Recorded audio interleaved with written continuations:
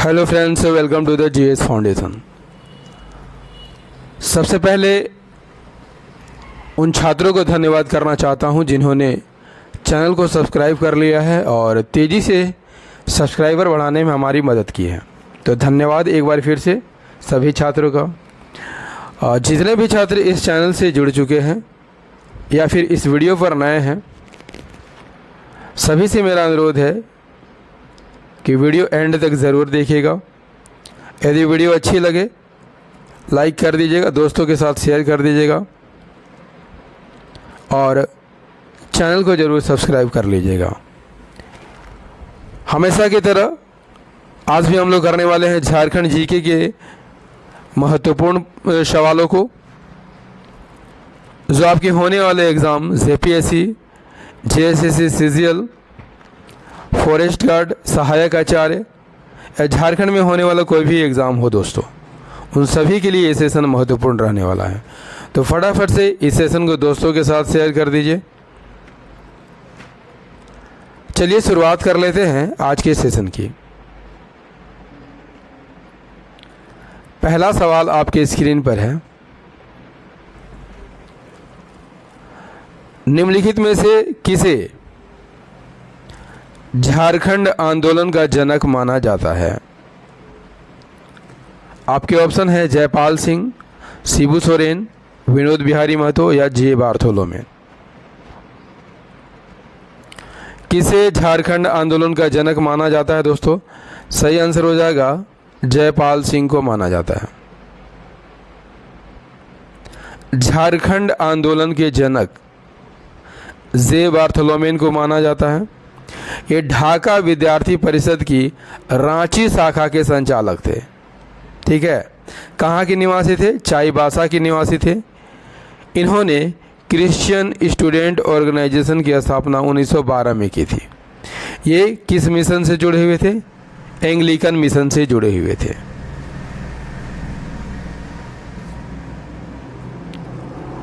Next question, Jain धर्म के 23वें तीर्थंकर को झारखंड के पारसनाथ पहाड़ी पर निर्वाण की प्राप्ति हुई थी। कब हुई थी? आपको यहाँ पर आंसर करना है, तो फटाफट आंसर को करते चलिएगा। जैन धर्म के 23वें तीर्थंकर को झारखंड के पारसनाथ पहाड़ी पर निर्वाण की प्राप्ति कब हुई थी? सही आंसर हो जाएगा ऑप्शन सी, 717 ईसा पूर्व में हुई थी। पारसनाथ पहाड़ी की यहाँ पर बात कर लिया जाए तो इसकी ऊंचाई कितनी है? 1365 मीटर। फीट में कितनी है? 4478 फीट। किस जिले में है? गिरिडीह जिले में है। यहाँ जैन धर्म के 23वें तीर्थंकर पार्श्वनाथ का निर्माण हुआ था, बता चुका हूँ, 717 ईसा पूर्व में। पारसनाथ की पहाड़ी पर निर्वाण प्राप्त करने वाले अंतिम तीर्थंकर माने जाते हैं। आपको ज्ञात होगा दोस्तों कि जैन धर्म के 24 तीर्थंकर हुए थे। ठीक है, अंतिम तीर्थंकर कौन थे? महावीर स्वामी थे। इन 24 तीर्थंकरों में से 20 तीर्थंकरों ने इसी पारसनाथ पहाड़ी पर निर्वाण प्राप्त किया था। क्लियर? नेक्स्ट क्वेश्चन हमारा है शासन व्यवस्था से, जो सिर्फ जेपीएससी में पूछा जाने वाला सवाल है। ठीक है, मुंडा शासन व्यवस्था में पाहन का सहायक कौन होता है? मुंडा शासन व्यवस्था में पाहन का सहायक कौन होता है दोस्तों? सही आंसर हो जाएगा महतो होता है। महतो की बात कर लिया जाए तो धार्मिक प्रमुख पाहन का सहायक होता है और वह गांव में कौन सा काम करता है? संदेशवाहक का कार्य करता है। महतो जो है गांव में संदेशवाहक का कार्य करता है। नेक्स्ट क्वेश्चन, इनमें से किसे संथालों का संस्थापक पिता माना जाता है? आंसर कीजिएगा फटाफट। किसे संथालों का संस्थापक पिता माना जाता है? सही आंसर हो जाएगा ऑप्शन बी, लुगु बुरु को संथालों का संस्थापक पिता माना जाता है। किसे माना जाता है? लुगु बुरु को संथालों का संस्थापक पिता माना जाता है। नेक्स्ट क्वेश्चन, प्रजातीय दृष्टि से माल पहाड़िया जनजाति को किस समूह में रखा जाता है? प्रजातीय दृष्टि से माल पहाड़िया जनजाति को किस समूह में रखा जाता है? इसका सही आंसर हो जाएगा ऑप्शन ए, प्रोटो ऑस्ट्रेलाइड श्रेणी में रखा जाता है। माल पहाड़िया प्रोटो ऑस्ट्रेलाइड श्रेणी में आता है और यह एक आदिम जनजाति है। लेकिन रिजले के अनुसार, ठीक है, इस जनजाति का संबंध द्रविड़ समूह से है। रसेल और हीरा लाल, याद रखिएगा, रसेल और हीरा लाल के अनुसार यह जनजाति पहाड़ों में रहने वाले सकरा जनजाति के वंशज माने जाते हैं। किस जनजाति के वंशज माने जाते हैं? सकरा जनजाति के वंशज माने जाते हैं। बुकानन हैमिल्टन ने इस जनजाति का संबंध किससे बताया है? मलेर से बताया है। इनका संकेंद्रण कहाँ पर सबसे ज़्यादा पाया जाता है? संथाल परगना क्षेत्र में।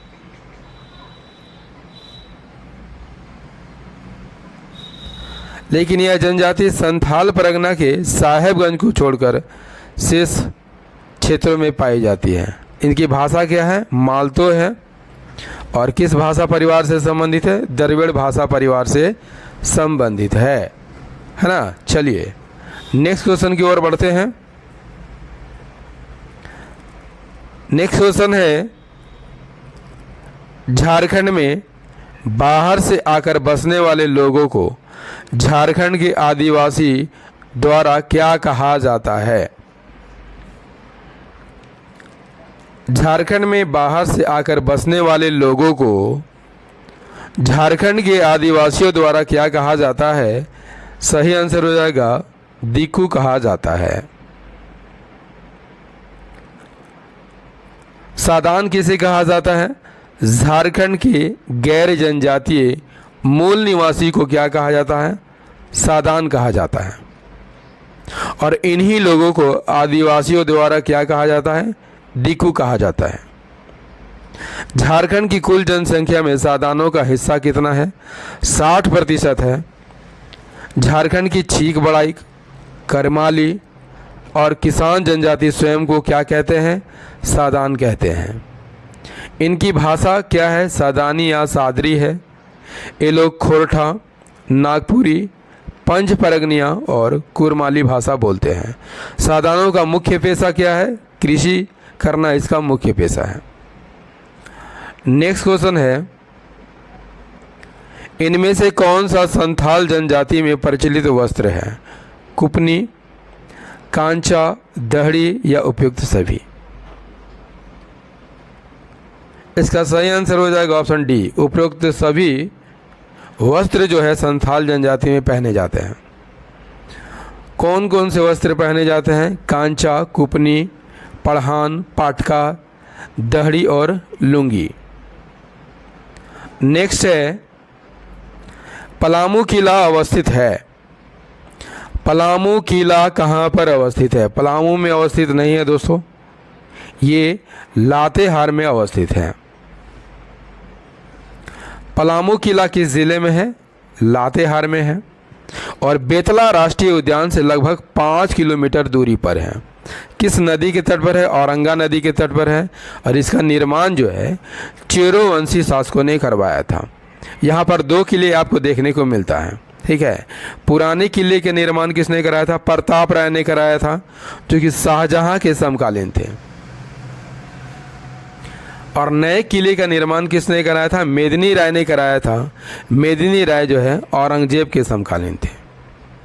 यहीं पर आपको देखने को मिलता है नए किले में नागपुरी दरवाज़ा, जो कि 40 फीट ऊंचा है और 15 फीट चौड़ा है। इसी किले में आपको एक 3 गुंबदों वाला मस्जिद देखने को मिलता है। कब हुआ था इसका निर्माण? 1661 में। किसने कराया था? दाऊद खान ने कराया था। नेक्स्ट क्वेश्चन, वैद्यनाथ मंदिर किस जिले में अवस्थित है? तो आसान सा सवाल है दोस्तों। सावन का महीना जो है आने वाला है। आप सभी जानते हैं दोस्तों कि वैद्यनाथ मंदिर किस ज़िले में अवस्थित है? देवघर ज़िले में अवस्थित है। वैद्यनाथ मंदिर देवघर में अवस्थित है। निर्माण किसने कराया था? गिद्धौर राजवंश के 10वें राजा पूरनमल ने इसका निर्माण कराया था। गिद्धौर वंश के ही एक राजा और थे, नाम क्या था? चंद्रमौलेश्वर सिंह ने मंदिर के गुंबद पर स्वर्ण कलश स्थापित किया था। क्या किया था? स्वर्ण कलश स्थापित किया था। यह भारत के 51 शक्तिपीठों में से एक माना जाता है दोस्तों, और शिव के 12 ज्योतिर्लिंगों में मनोकामना लिंग जो है, मनोकामना लिंग का यहाँ पर दर्शन होता है। इस मंदिर में ज्योतिर्लिंग और शक्तिपीठ एक ही साथ हैं।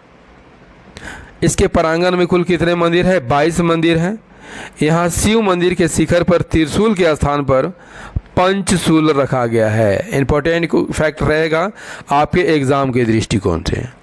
ऐसी विशेषता वाला यह देश का एकमात्र शिव मंदिर है। पुराणों में इस मंदिर को अंतिम संस्कार हेतु उपयुक्त माना गया है। नेक्स्ट क्वेश्चन, हो जनजाति में इनमें से कौन सा लोकगीत नया अन्न खाने के अवसर पर गाया जाता है? नया अन्न खाने के अवसर पर कौन सा लोकगीत गाया जाता है? सही आंसर हो जाएगा ऑप्शन सी, नोमनामा गीत।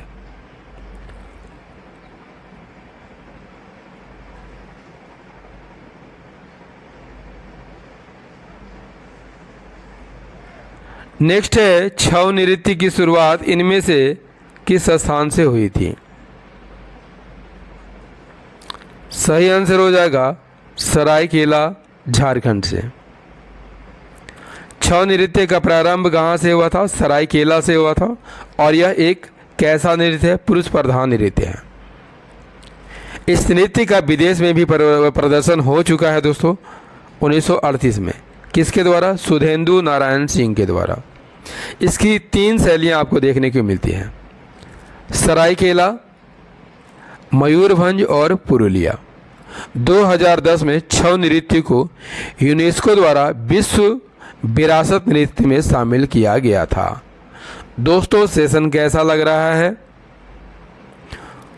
कमेंट करके ज़रूर बताइएगा। यदि सेशन पसंद आ रहा हो तो एक लाइक अवश्य कर दीजिएगा, क्योंकि लाइक करने से आपका कुछ नहीं जाएगा दोस्तों, हमारा मोटिवेशन जो है बना रहेगा, जिसके कारण जो है दोस्तों मैं नए नए वीडियो बनाने के लिए प्रेरित होता रहूँगा। तो एक लाइक अवश्य कीजिएगा, ठीक है। चलिए देखते हैं नेक्स्ट क्वेश्चन। झारखंड में प्रसिद्ध इनमें से किस लोक नाट्य का प्रदर्शन कुंवारी लड़कियों द्वारा श्रावण से कार्तिक माह के बीच किया जाता है? कौन सा लोक नाट्य है? सही आंसर हो जाएगा सामा चकेवा। सामा चकेवा, मामा नहीं होगा दोस्तों, सामा चकेवा एक लोक नाट्य है।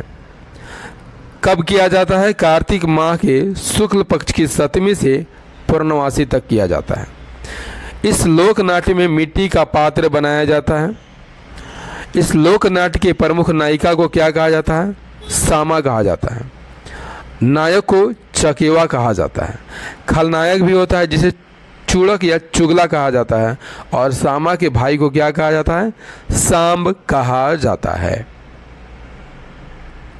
इसमें सामूहिक गीत होते हैं और सामूहिक गीत के माध्यम से प्रश्नोत्तर शैली में विषय वस्तु को प्रस्तुत किया जाता है। यह भाई बहन के पवित्र प्रेम से संबंधित लोक नाट्य है। नेक्स्ट क्वेश्चन, निम्नलिखित में कौन सा एक वाद्य यंत्र झारखंड का तंतु वाद्य नहीं है?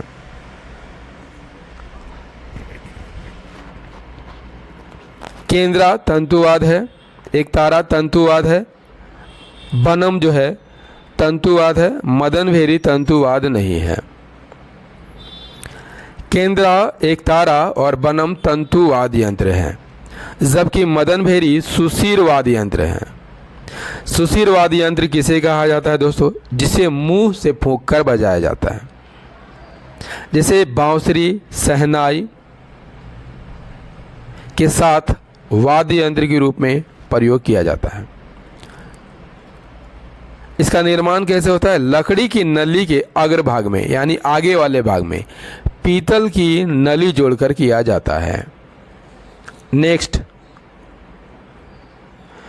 निम्नलिखित में कौन एक झारखंड की जनजातियों का सबसे बड़ा पर्व है? आसान सा सवाल है, सरहुल है। सरहुल जनजातियों का सबसे बड़ा पर्व है। इसके अन्य नाम भी हैं, जैसे खद्दी उरांव जनजाति में, वा पर्व संथाल जनजाति में, जकुर खड़िया जनजाति में। यह प्रकृति से संबंधित त्यौहार है जो कि चैत माह के शुक्ल पक्ष की तृतीया को मनाया जाता है। इसमें साल वृक्ष की पूजा की जाती है। आदिवासी ऐसा मानते हैं कि साल के वृक्ष में उनके देवता सिंह बोंगा निवास करते हैं। यह फूलों का त्यौहार है, बसंत मौसम में मनाया जाने वाला त्यौहार है। इस समय साल के वृक्षों पर नए फूल खिलते हैं। यह पर्व कितने दिनों तक चलता है? 4 दिनों तक चलता है। नेक्स्ट क्वेश्चन, रांची जिले से लगभग 3 किलोमीटर दूरी पर स्थित मुड़मा नामक स्थान पर प्रसिद्ध मुड़मा मेला का आयोजन किया जाता है। होली के 9 दिन बाद, बसंत पंचमी के दिन, दशहरा के 10वें दिन या मकर संक्रांति के दिन। सही आंसर क्या हो जाएगा? सही आंसर हो जाएगा यहाँ पर मेला का आयोजन दशहरा के 10वें दिन में होता है। मुड़मा मेला रांची से 28 किलोमीटर दूर मुड़मा नामक स्थान पर होता है। दशहरा के 10 दिन बाद होता है। ठीक है। आदिवासियों द्वारा इसे क्या कहा जाता है? जतरा मेला कहा जाता है। इस मेले में सांस्कृतिक कार्यक्रम का आयोजन किया जाता है। इस दौरान जो है जतरा खूंटा की पूजा की जाती है और किसकी बलि दी जाती है? मुर्गे की बलि दी जाती है। दोस्तों, झारखंड जीके का ये सेशन आपको कैसा लगा? उम्मीद करता हूँ दोस्तों काफ़ी अच्छा लगा होगा। यदि सेशन पसंद आया है दोस्तों लाइक कर दीजिए, दोस्तों के साथ शेयर कर दीजिए, और यदि आप भी इस चैनल पर नए हैं चैनल को ज़रूर सब्सक्राइब कर लीजिए, बेल आइकन को प्रेस कर लीजिए।